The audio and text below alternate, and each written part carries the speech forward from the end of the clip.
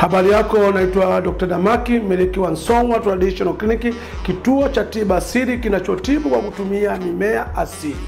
Watu wengi wameathirika na magonjwa kujirudia mara kwa mara, ni kwa sababu wameacha kwenye tiba mama. Tunapozungumza tiba asili tunazungumzia tiba mama, ndio mzazi wa tiba katika afya ya mwanadamu.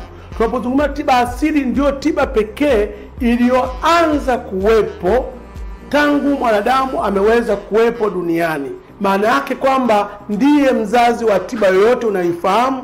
Kabla ya dawa zozote unazozifahamu wewe, tiba asili ndio tiba mama.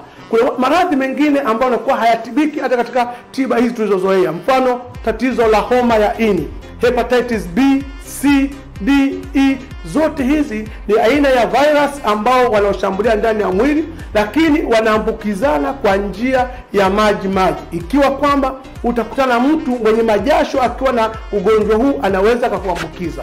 Lakini pia unaweza kupata ugonjwa huu ukikutana naye na mwenzi wako akiwa na ugonjwa huu, utaweza kupata. Lakini pia akiwa anaongea mwenzi wako mate kakurukia, basi unaweza kupata ugonjwa huu. Kwa kuna namna yoyote kwenye misongamano, au unakuta mtu amekaa sehemu majasho yake, halafu unakuja ukakaa pale, yale majasho kayapata, bado unaweza kujikuta ukaingia kwenye ugonjwa huu. Kwa hiyo tukushauri, kama wewe una changamoto ya ugonjwa wa homa ya ini, kama nilivyosema, ugonjwa huu unaambukizana kwa njia ya maji.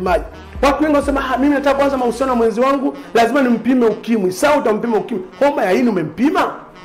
Kwa sababu utapima ukimwi na homa ya ini utampima, bado utakuta uko kwenye hatari vile vile. Kwa hiyo tukushauri, kama inawezekana, basi nenda kapime, then uchome chanjo ili usipate maambukizi. Lakini kama unataka pia, kama umeshakwisha kupata maambukizi, tuko na dawa yetu inaitwa Magida. Tuko nayo hapa, ambayo hii dawa ya Magida ndio dawa pekee ambayo inatibu tatizo la homa ya ini. Hii inatibu jamii nzima ya virus. Na baada ya kutumia dawa kwa muda wa siku 14, utakaa siku 7, then utaenda kupimwa na utakutwa huna maambukizi ya ugonjwa huu.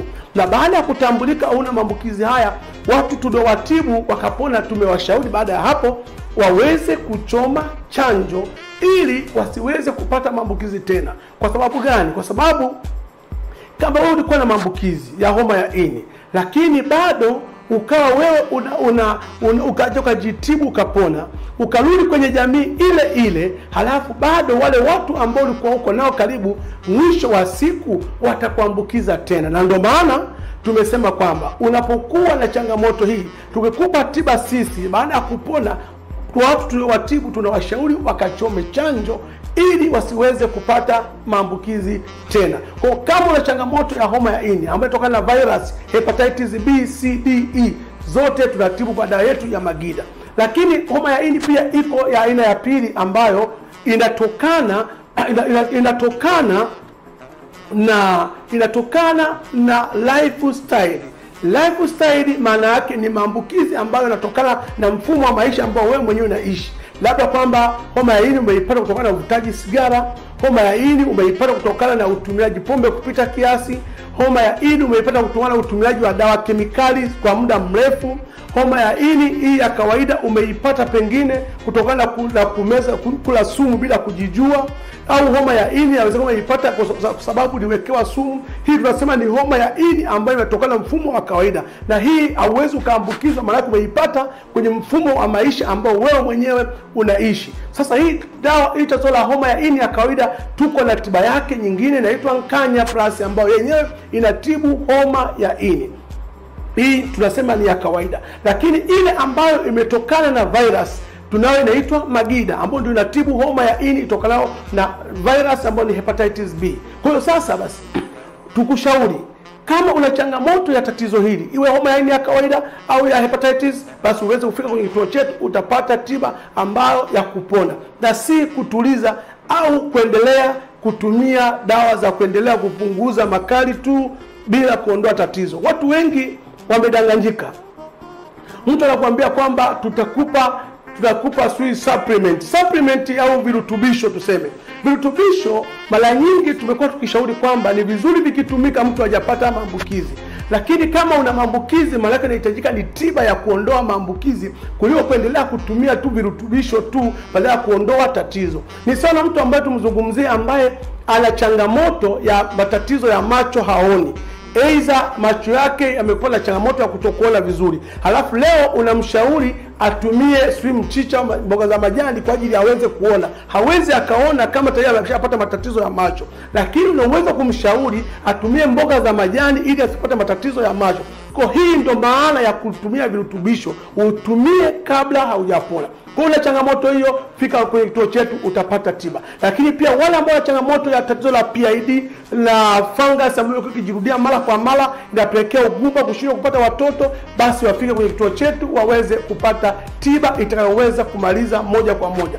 Lakini kuna watu pia ambao wamekuwa wanashindwa kusafiri na wenzi wao katika safari kwa maana ya tendo la ndoa. Unakuta mtu anaanza safari moja dakika 2 amefika safari yake. Lakini unakuta mtu mwingine hata kuanza safari tu unakuta hawezi kabisa kusafiri na mwenzi wako. Tukushauri utumie dawa yetu ya Nkamba ambayo itakurudishia heshima yako mwanaume. Na hii mara nyingi inatokana na watu kutumia kujichua. Kujichua inapelekea ile mishipa kuathirika. Inapoathirika ambayo ndio sense ambayo inapeleka taarifa kwenye ubongo inakuwa ifanye kazi ambavyo inavyotakiwa. Kwa hiyo mwisho wa siku inapelekea mwanaume huyu anakuwa apate zile halisia hisia zake katika safari. Kwa hiyo mwisho wa siku unaweza kushindwa kuheshimiwa katika familia. Na ukumbuke mwanamke, usipomsafirisha naye katika safari yake ambayo na yeye akafika kama ambavyo wewe unavyotarajia, huwa wanatengeneza kisilani cha ajabu sana.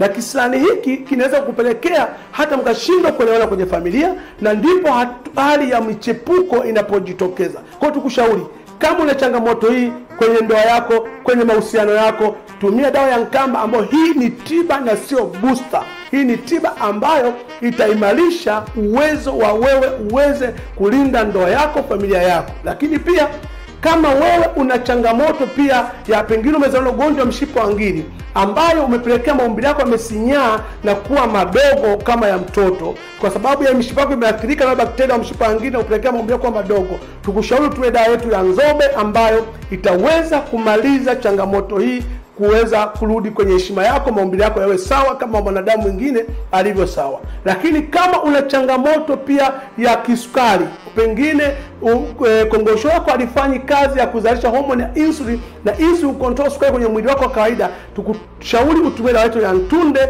au ya Nsongwa ambayo inatibu kongosho, ili kongosho liweze kufanya kazi ya kuzalisha homoni ya insulin na insulin iweze kukontrol sukari kwa mfumo ambao Mungu ameweza kuweka. Lakini kuna watu ambao wanateseka na matatizo ya kansa, saratani.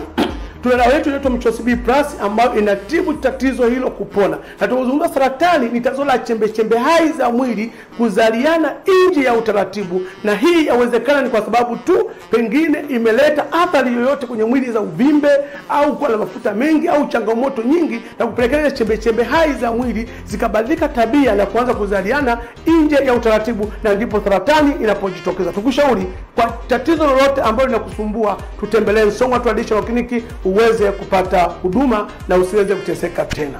Kwa msaada na ushauri, tutembelee kwenye website yetu au kwenye mtandao wetu wa kijamii kama unavyoziona pale, ili uweze kupata tiba itaweza kumaliza tatizo na si kutuliza. Afya yako jukumu letu.